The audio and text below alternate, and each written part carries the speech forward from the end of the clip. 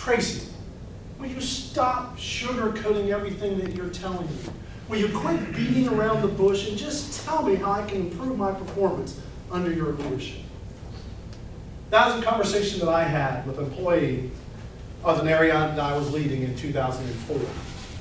I had just finished a leadership development workshop for my employees to help me improve as a leader. So we did something called stop, start, and continue. So all my employees, while I was out of the room, listed all the things that I should start doing as a leader, all the things I should continue to do as a leader, and what are the things that I should stop doing as a leader. So everything was filled up, and on the one side where it said stop, it said stop sugarcoating everything, which is what I did as a leader. I always wanted everybody to be my best friend, and I wanted everybody to like me. And that continued on as I grew in my leadership. However, what I've learned and what this speech is about is how I can increase my effectiveness as a leader by being more assertive. By being more assertive. So I'm going to tell you there's 4 ways that I learned to increase my assertiveness. 4 ways. I'm going to start with number 1. Know thyself. Know thyself. Plato actually coined the phrase know thyself when he was motivating Socrates to do his dialogues.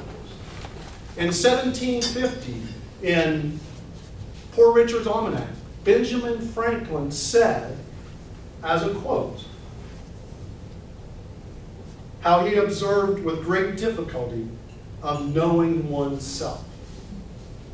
There are 3 things extremely hard: steal, diamond, and to know oneself. So I'm going to take you through this journey of how I learned to know myself, to assert myself more effectively. The first thing that I learned as part of my leadership in my MBA program that I started in March of 2005, we were asked to do a paper in our very first class.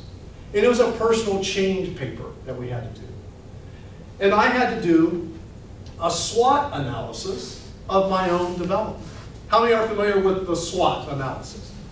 What's this S stand for? Strength. What's the W? Weakness. What's the O? Opportunity. And what's the T? Threat. So that's what I did. I created this. And there were 2 boxes that really stood out for me. Under the strengths and opportunities, I say this passion to share knowledge overcomes my fear of public speaking and teaching and coaching. The other box says my search for excellence overcomes the fear of failure that I had at that time. And what I wrote were what I call these internal opposing forces in this paper, these what I know now as these gremlin voices, those self-limiting beliefs, that inner negative voice that I now know, but didn't know much about at that time. So what I wrote as those voices were my lack of confidence in public speaking, my lack of self-assuredness with my professional reputation, and how am I going to overcome my disappointment. So what I actually wrote was, as I put together my individual development strategy, my opportunities for professional improvement became clear. Many of the areas that I want to improve involve my own internal fears. I have chosen to call these fears my internal opposing forces. I fear failing, disappointing others and myself, and I fear how others view me.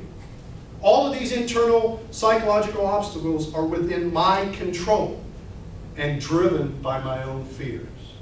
I need to move my thoughts from fear to love, hope, and opportunities for growth. That was the first paper that I wrote, to know thyself. And then the last paper that I wrote in that same MBA class, or in a different class, in April of 2006,